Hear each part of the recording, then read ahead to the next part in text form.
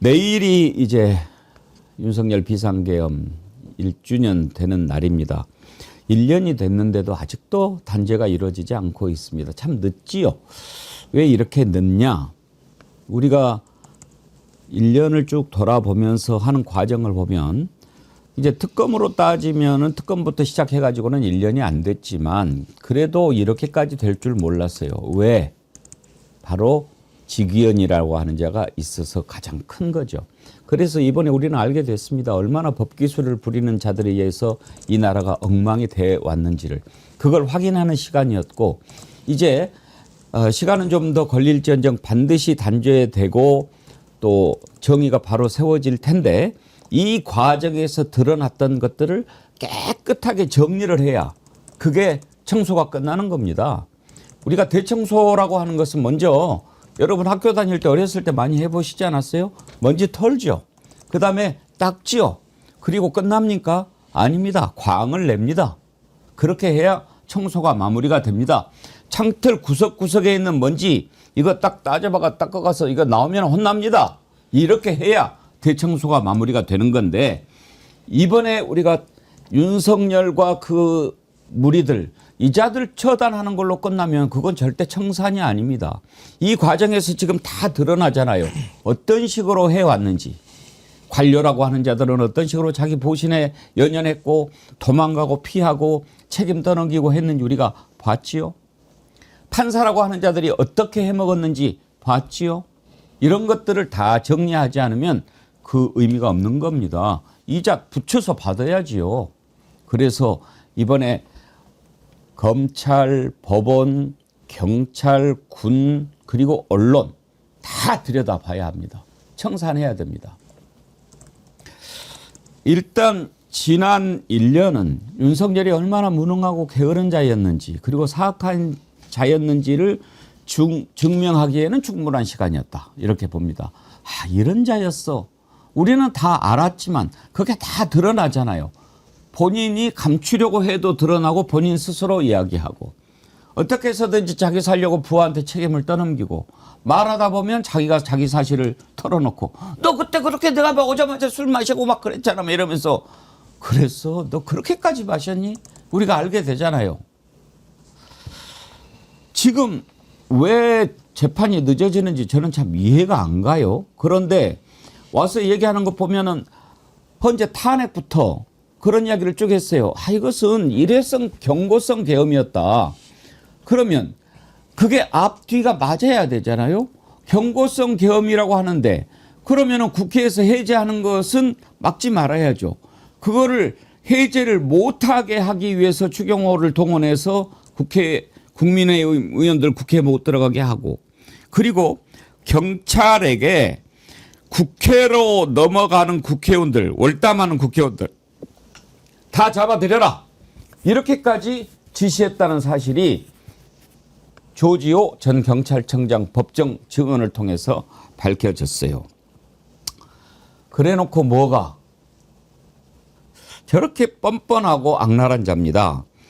지난달 27일에 전 서울경찰청장 김봉식 증언 한번 들어보시죠. 담장을 넘어서 들어가는 의원들을 혹시 경찰이 목격했거나 하고 제지한 사실이 있습니까? 그건 제가 알지 못하고 담을 월담자가 뭐 이렇게 있다는 사실은 제가 인지하고 있었지만 월담자를 막아라는 제지하라는 그런 지시는 제가 하지 않았습니다. 사실 월담자 중에는 국회의원님들도 있을 수 있고 사무처 직원들도 있을 수 있고 또 일반인도 있을 수 있기 때문에 그 월담하는 사람 모두를 확인하고 제지한다는 게 어렵고 쉽지 않고 또 그렇게 하다 보면 리스크가 발생할 수 있기 때문에 그 부분에 대해서 제가 인지하고 있었지만은 명시적인 지시는 하지 않았습니다. 증인이 실제 지시한 사실도 없고 실제 막은 사실도 없는 것이죠. 하지만 제가 청장으로서 차단 지시를 했기 때문에 네. 결과적으로 일선에서는 그런 이렇게 일부 월담자에 대해서 제지하는 상황도 발생할 수 있지 않았나. 근데 보호받은 바는 결국 없죠. 제 지시로 인한 네. 일부 월담자 제지 상황은 있었다고 생각이 됩니다. 자 이제 경찰의 입을 통해서 지금 저 때만 해도 김봉식 그 전 서울청장 증언을 들어보면 제가 하지는 않았습니다. 이렇게 처음에 빠져나갔다가 어느 정도 이제 이야기를 했는데 조지호 경찰청장이 이야기한 겁니다. 그렇게 지시를 받았다. 하나하나 무너지는 거죠, 강수영 변호사님. 그렇죠. 그동안 이야기했던 윤석열이 집요하게 얘기했던 국회의원을 끄집어내려고 한 게 아니라 요원을 끄집어내라고 뭐 얘기했다는 식의 황당한 거짓말도 결국에는 국회를 무력화하려는 의사가 없었다라는 말을 계속하는 거예요. 근데 내란죄에서의 가장 핵심적인 요건이 국헌 문란의 목적이 있어야 되는 것인데 국헌 문란이라는 것이 우리 법이 규정하는 게 헌법상 국가기관의 기능을 집단적으로 막는 것이거든요. 근데 국회는 헌법상 이제 당연히 국가기관인 거고 계엄 해제를 하기 위해서 표결을 하려고 하는데 이걸 경찰들이 혹은 군인들이 국회의원들이 본회의장에 못 들어가도록 막았다면 이건 완벽한 국헌 문란의 목적이 있는 것이기 때문에 이 부분을 계속 집요하게 윤석열이 거짓말 해왔어요. 근데 조지호 경찰청장의 증언까지 지금 나왔죠.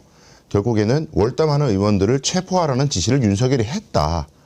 이 증언까지 지금 나왔기 때문에 더 이상 윤석열은 경고성 계엄이라는 둥 국회의원을 끌어내라고 한 적이 없다는 둥 질서 유지를 위해서 군과 경을 투입했다는 둥 헛소리는 더 이상 할 수 없게 됐습니다.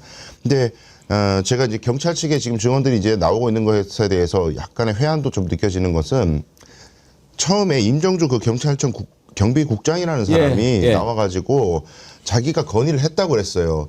국회의원들을 막을 수 있는 법적 근거는 없는 것 같다. 우리 헌법에는 계엄이 선포됐을 때 국회의원들이 해제할 수 있도록 돼 있기 때문에 국회 자체를 막는 건 안 될 것 같습니다라고 건의를 했다고 했습니다. 그런데 조지호 경찰청장이 만약에 그렇게 지시를 어기면 우리가 계엄령에 의해서 체포된다. 그러니까 그냥 해. 라고 지시했다고 돼 있거든요. 그러니까 이 부분 헌법상 문제가 있다는 것을 명백히 인식하고도 결국 실행행위로 나간 것이기 때문에 뭐 뒤늦은 저 고백 뭐 고맙습니다만은 윤석열에 대한 죄를 이제 증명해 주는 것은 고맙습니다만은 본인의 죄를 피하기는 어려울 것이다. 그런 말씀드립니다. 저는 저 증언이 매우 중요하다고 생각하는 이유가 뭐냐면은요. 지금 직위원을 우리는 믿지 못하잖아요. 저자가 말도 안 되는 계산으로 윤석열 풀어준 자 아닙니까? 그래서 제 마음속에 항상 어떤 걱정이 있었냐면 저자가 미친 척하고 윤석열 무죄를 선고하면 어떡하냐? 나 이 걱정이 있었어요, 사실.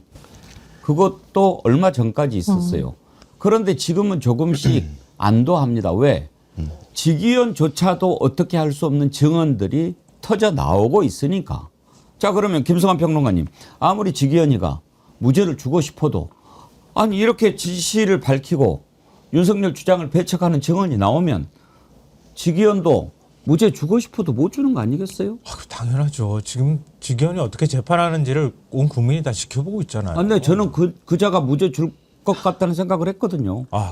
뭐 도저히 상상할 수 없는 일이고요. 김성환 평론가님도 너무 착해. 저에 대한 모독이십니다. 그거는. 근데 정말 말도 안 되는 일이라고 생각하고요. 왜냐하면 이건 어떤 판사가 우리 이제 헌법재판소가 9대0으로 윤석열 파면 결정할 때도 마찬가지였지만 어떤 판사를 갖다 놓는다 하더라도 이걸 어떻게 내란이 아니라고 얘기할 수 있겠습니까? 말도 안 되는 거거든요. 왜냐하면 우리 형법에서 내란은 국헌을 문란하게 할 목적으로 폭동을 일으켰을 때라고 돼 있는 거예요. 국헌 문란이라고 하는 게 국회 기능 못하게 하고 국민의 표현의 자유 침해하고 그리고 처단하라고 막 하고 이런 것들을 얘기하는 거 아닙니까? 마구잡이로 정치인들 체포하라고 지시하고. 근데 그런 내용들을 전부 다 지금 진술하고 있는데 직위원이 이거는 불법 계엄은 맞지만 내란은 아닙니다. 이렇게 판단을 한다? 이거는 사법부가 폭파될 일입니다. 이건 있을 수가 없는 일이에요.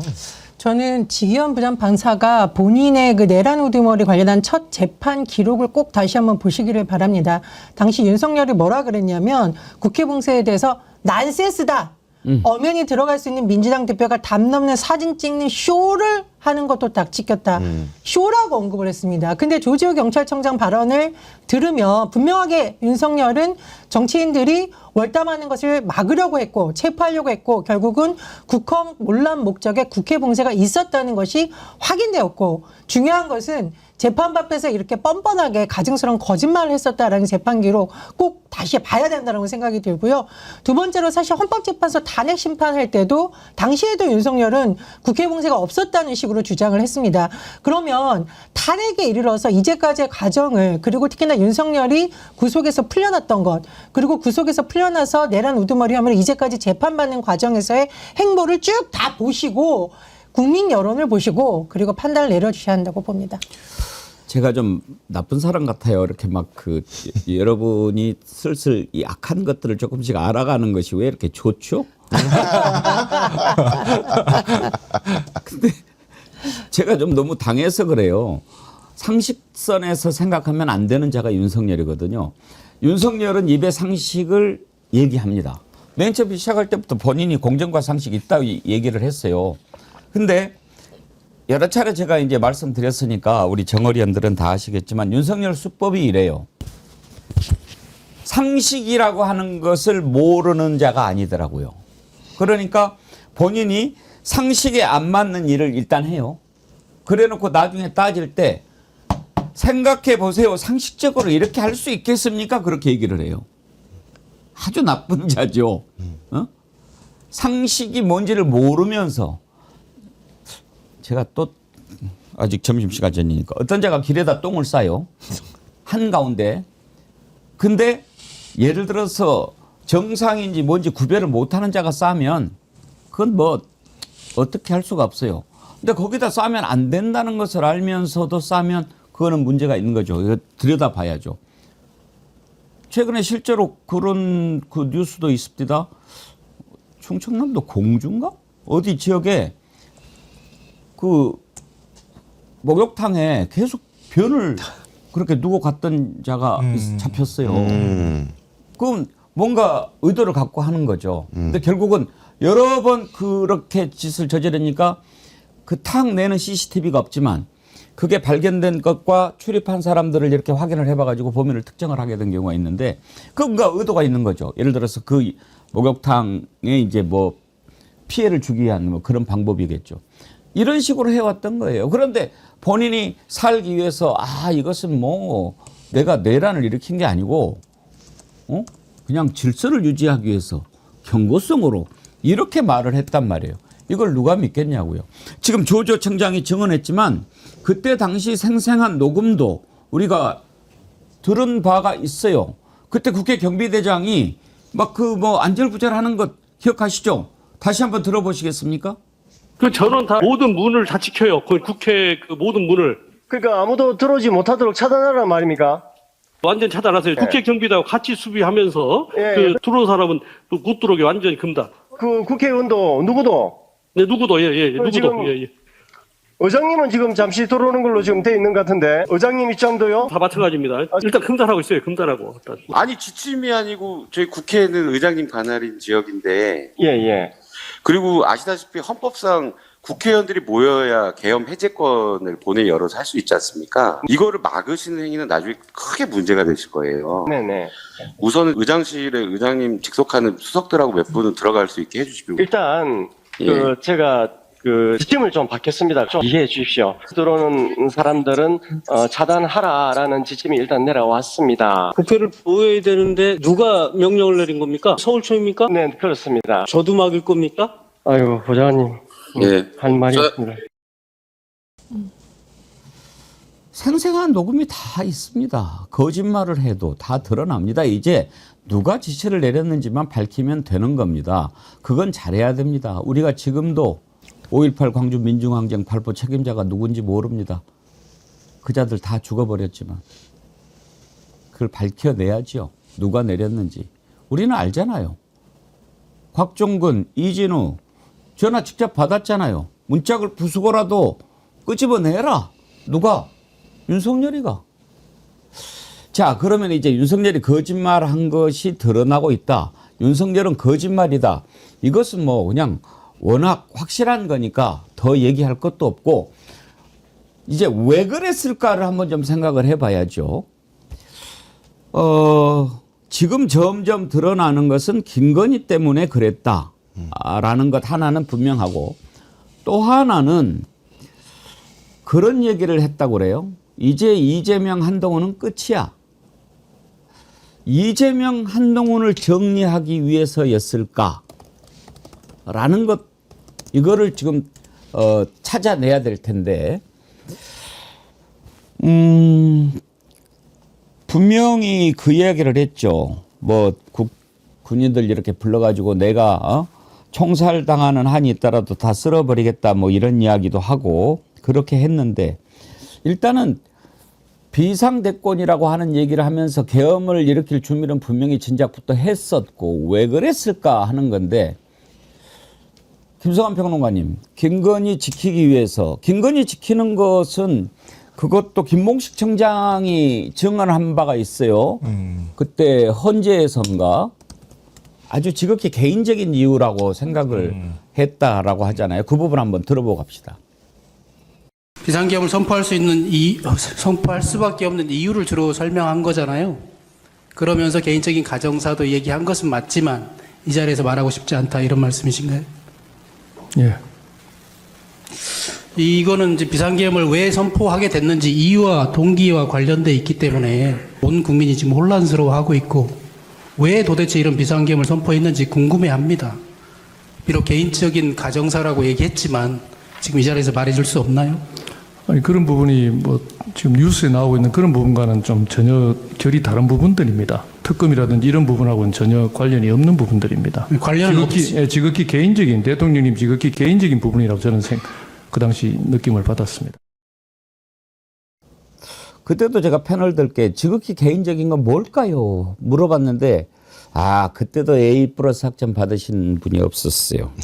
다시 한번 기회를 드리겠습니다. 자, 강성 변호사님 도전. 네, 도전하겠습니다. 저는 너무 이제 구도가 잘 짜여져 보이는 것이요. 정권이 출발할 때부터 윤석열의 정권이 출발할 때부터 김건희에 대한 각종 의혹들이 이미 제기가 됐었고 당시 야당이었던 민주당이 계속해서 이제 특검이라든지 여러 이야기들을 하면서 이걸 파헤치려고 했었죠. 근데 자기가 정권을 갖고 있고 검찰도 자기 소화에 있고 인사권도 본인이 갖고 있기 때문에 뭐 헌법상 거부권도 있고 법률안 그렇기 때문에 어떻게든 막았지만 본인 마음속에는 이거 만약에 정권을 유지를 하지 못하고 교체가 되면 우리 다 죽겠다 이 생각을 일번 했을 것 같고요. 그 분기점이 이제 아마도 2024년에 있었던 총선이었을 겁니다. 총선에서 만약에 우리가 대패를 하게 되면 나는 정권을 잃을 가능성이 굉장히 높을 것이다 앞으로.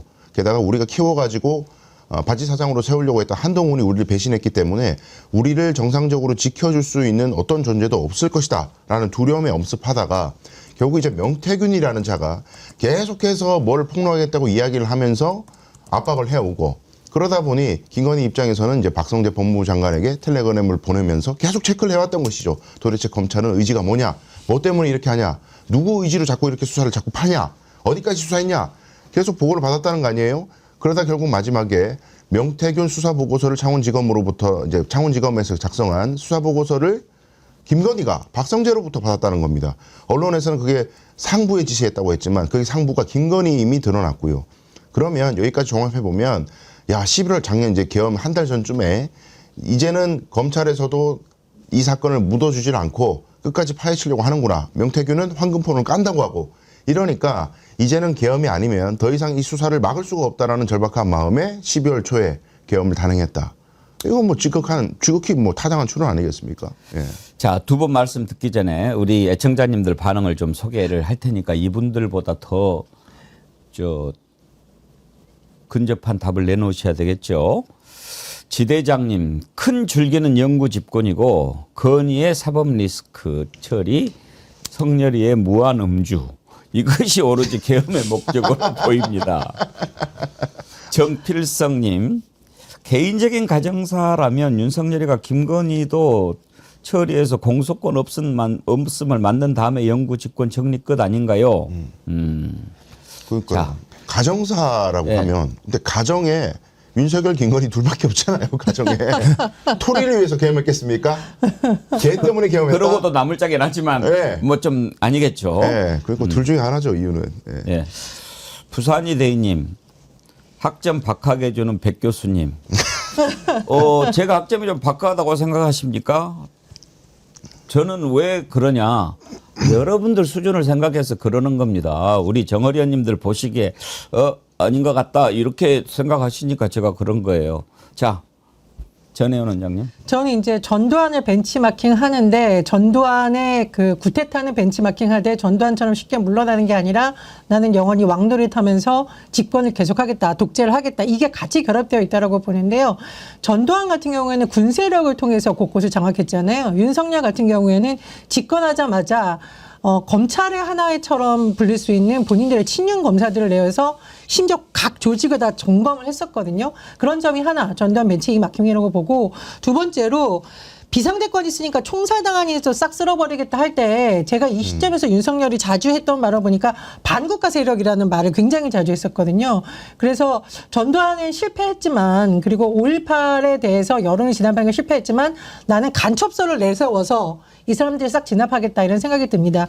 또 하나는 그럼에도 불구하고 여전히 트리거, 그러니까 계엄을 실제로 하게 되는 한동훈과 김건희가 같이 얽혀있다라고 보는데요. 일단 총선에서 패배한 이후로 한동훈을 비롯한 세력들이 자기에게 등을 돌리는 것, 말이 앙떠안했던 발언 등이 있었을 거고, 김건희를 통해서 조여오는 검찰의 수사, 결정적으로 김건희의 개인 범죄뿐만 아니라 공청과 관련된 본인의 육성이 제기된 지 얼마 안 돼서 불법 계엄이 일어났거든요. 전 이 세 가지가 다 맞물려 있다라고 봅니다. 네. 제가 이거 말하면서 이걸 눈치를 싹 지금 제가 학점을 표시하고 있는데 딱 몇 점 주시나.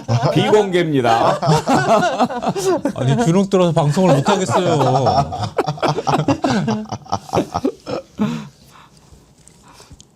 조용해졌네. 아니 저도 얘기해야 되나요? 금강야차님이 보내주신 거 토리의 영구집권. 소리 때문이었네. 아 저는 뭐 다 나온 얘기니까요. 저도 역시 김건희가 결국 트리거가 됐을 거라고 생각하거든요. 명태균 게이트까지 같이 터지니까. 근데 윤석열이 집권하고 한 6개월밖에 안 됐는데 11월부터 비상대권을 언급했다고 얘기를 하잖아요. 그걸 보면서 윤석열은 이 태어날 때부터 굉장히 폭력적 기질을 갖고 있는 사람이었을 거다. 검찰총장 할 때도 역시 마찬가지였지만 자기 뜻대로 안 되면 못 참는 기질이었을 거거든요. 항상 왕초가 되길 원했던 사람이고요. 근데 굉장히 복잡한 국정의 최고 책임자가 되고 나니까 이 뜻대로 되는 일이 없는 거예요. 야당도 거기에 대해서 협조를 안 하고, 특히 여당이 협조 안 하는 게 제일 눈에 가시였을 거거든요. 그러니까 내가 내 말을 잘 들을 수 있는 진짜 부활을 만들기 위해서 여당 대표 막 찍어내고 선거하고 얼마나 분위기 좋았어요. 그런데도 불구하고 마음에 안 들어가지고 막 뜯어고친단 말이에요. 그러다가 갑자기 그걸 누구의 탓으로 돌려야 되는 상황이 되니까 반국가 세력이 뜬금없이 등장하고 이런 일들이 생겼던 것 같거든요. 그러니까 굉장히 위험한, 아기보다도 못한 폭력적인 인간한테 권력을 줬을 때부터 예견된 일이었을지도 모르겠다. 그리고 그 인간을 마지막에 극대놓게 한 건 김건희였을 거다. 그렇죠. 예. 저는 또 하나도 있는데, 사실 야당이 그 압박에 대한 압박감이 되게 컸던 것 같습니다. 그러니까 이재명이라는 인물을 당시에 야당 후보였었고 대선 후보였었고 대표로 있는 인물을 어떻게 해서든지 검찰을 동원해서 죽여야지 이게 본인이 정당성이 더 확보되는 면이 있는데, 이런 표현 좀 과격하지만 안 죽는단 말이에요. 아무도 안 죽고 이재명이라는 사람은 계속 지지를 받고 있고 야당은 계속 견제를 하려고 하니까 약간의 어떤 그걸 뭐라 그러죠? 자격지심, 두려움 이런 게 계속 작동했다. 내 맘대로가 안 된다라는 이런 점도 분명히 이렇게 그다음에 야당 대표에 대한 체포 이런 망상까지 이어진 것으로 보입니다. 답안지 제출 끝났는데 이 부정시험을. 사실 웃자고 하는 얘기지 제가 대한민국의 최고 패널들을 어떻게 학점을 매기겠습니까? 정말 저는 항상 자부하고 자신감 있게 여러분들께 말씀드리는 게, 지금 시사 프로그램이 많지요. 뭐 특히 종편 같은 데 하는데 저는 종편 이렇게 보면서 한편으로는 좀 짜증나고 한편으로는 오져요. 자식들 우리 정어리 TV를 봐라. 정말 여러분들도 그렇지 않으세요? 대한민국 어디에 이렇게 훌륭한 정치 패널들 모시고 프로그램 진행하는 데가 있습니까? 없죠. 예. 보스 형님 TV님, 무서운 마누라고 살아봐. 저는 이거 정답이에요. 그러니까 이제 다 나올 겁니다. 최종적으로 왜 윤석열이 내란을 일으켰는지 나오는데, 큰 틀에서 이렇게 딱 이제 그 공소장이라고 그럴까요? 최종적으로 정리된 거, 그것을 정리한다면 그럴 겁니다. 윤석열이 해결해야 될 문제가 너무 많죠. 거기에는 자기가 저지른 죄도 있고, 예를 들어서 무능하고 게으른 죄 이런 것들은 직접 법률로 처단할 수는 없으니까 뭐 어쩔 수가 없어요. 그러나 실제적으로 예를 들어서 MBC 비행기 태우지 마 이런 것도 넓게 보면 직권남용으로 볼 수 있지만 참 쉽지 않아요. 대통령이라고 하는 자리에 있는 자로서는. 그러나 예를 들어서 최병 수사 외압 이건 딱 떨어지는 거거든요. 이건 드러나 버렸거든. 일단 자기가 죄가 걸리잖아요. 그럼 이것은 재직 중에는 뭐 어떻게 될지 몰라도 끝나면 이건 바로 감옥행위입니다. 이런 거 있죠. 김건희 디올백, 도이치모터스 주가 조작 이런 거 막 드러나는데 막는데 한계가 있어요. 그래서 어떻게 자기가 그냥 검찰을 동원해서 대충 털어보려고 하는데 이게 안 되잖아요. 계속 특검 이런 것들을 풀어냈더라면 어떻게 뭐 좀 총선에서도 선방하고 그럴 텐데 일단 이자는 남의 말을 듣지 않잖아요. 그리고 오판을 많이 하죠. 그러니까 총선에서 깨지죠. 그러니까 갈수록 희망이 더 사그라드는 겁니다. 어떻게 해볼. 그리고 이제 이런 문제가 있으면은 일단 정치를 해본 사람들은 여러 가지 돌파구를 찾지요. 이거를 노리다가 이게 안 되면 차선이라도 이걸 찾아가는 노력을 계속하는 것이 정치인데 그건 정치를 많이 한 내공에 따라서 얻는 결과가 다른 겁니다. 그래서 정치 구단이라는 게 있는 거고 초짜가 있는 건데 얘는 초짜도 아니에요. 그러니까 지금 하얀 띠 메고 태권도 국제 대회에 나간 셈이죠. 게임이 되겠어요, 구단하고? 그래, 능력은 안 되니까 찾아보니까 비상대권? 야, 이거 잘하면 되겠는데 일거해. 이래서 했을 거예요. 그런데 산수 못하는 자가 수학하겠습니까? 기본이 안 돼 있는데. 그러니까 뭐를 해도 안 되는데 계엄인들 성공하겠습니까? 내란도 머리도 되고 졸개들도 따라줄 그런 리더십도 있고 이래야 성공하는 거예요. 전두환이는요 팍팍 챙겨줬다는 거 아닙니까? 그러니까 그냥 죽기 살기로 목숨 바치는 거죠. 얘 법정에 나와서 하는 거 보십시오. 지가 그렇게 해놓고도 말로만 딱 한 번 다 내 책임이다. 그래 놓고 그 다음날부터 또 얘가 잘못한 거지 뭐 얘 때문에 뭐 이렇게 막 얘기하지 않아요? 다른 사람 그렇게 하는 건 좋아요. 평소에 내 말 안 듣는 자들 뭐 이렇게 하는 거 그것은 좋아.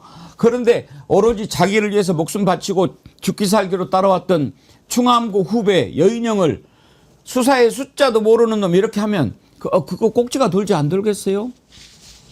그러니까 시간이 지날수록 이자는 얼마나 무능하고 게으르고 심성이 더럽고 야비한지 다 드러난다 이 말이에요. 1년 동안 참 입이 많이 아팠습니다. 자, 근데 이제 이런 윤석열이 내년 1월 18일에 구속기한이 끝나는데 지금 이것도 궁금하니까 오늘 한번 좀 여쭤보겠습니다. 23일에 구속기간 연장 여부를 위한 법원의 판단을 받게 된다. 서울중앙지법 형사합의 36부 이정엽 부장판사. 우리가 지금 직위원 뭐 생각하고 걱정을 많이 했는데 강수영 변호사님. 네. 지금 이거 일반 이적죄로 기소한 것에 대한 배당이 이정엽 부장판사 형사합의 36부로 배당이 된 거죠. 그렇습니다. 그럼 여기에서 이제 공판을 하게 되는데 네. 이날 그러면 신문을 해가지고 이거는 구속을 해야 되겠군 하면 6개월 연계되는 겁니까? 그렇죠. 영장 발부가 되는 겁니다. 이 별도 재판부에서 영장 발부를 하는 것이고요. 예. 그럼 새로운 공소 사실로 이제 새로운 영장 사유를 발부하는 거기 때문에 또 6개월 영장이 이제 연장이 되는 거고 새로운 영장이 발부된다고 봐야 되고요. 정확히는. 예. 그리고 지금 내란 전담 재판부를 설치하면서 내란죄를 저지른 사람에 대해서는 일률적으로 구속 기간을 크게 늘리는 그 법안도 지금 준비 중이기 때문에 그게 통과되면 뭐 일반 이적죄 뒤에 다시 또 크게 또 구속 기간이 연장되는 일이 생겨서 직위원 부장 때문에 윤석열이 또 햇볕을 보는 일은 없을 거다. 저는 그렇게 판단합니다. 그러면은 그 1월 18일 지나도 네. 우리가 크게 걱정 안 해도 그렇습니다. 되겠죠? 네네. 혹시 이정엽 부장판사 어떤 사람인지 우리가 그동안에 좀 접해본 재판이 있습니까? 이종엽 재판이 제가 그 체크를 못했는데 네.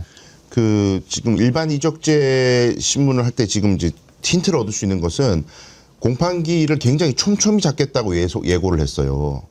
그러니까 앞으로 재판 진행을 하는 것을 뭐 일주일에 4번 진행하겠다는 것을 예고하기까지 해서 지금 윤석열 쪽 변호인들이 난리가 났습니다. 그렇게 촘촘하게 잡아버리면은 우리가 재판을 수행할 수가 없다.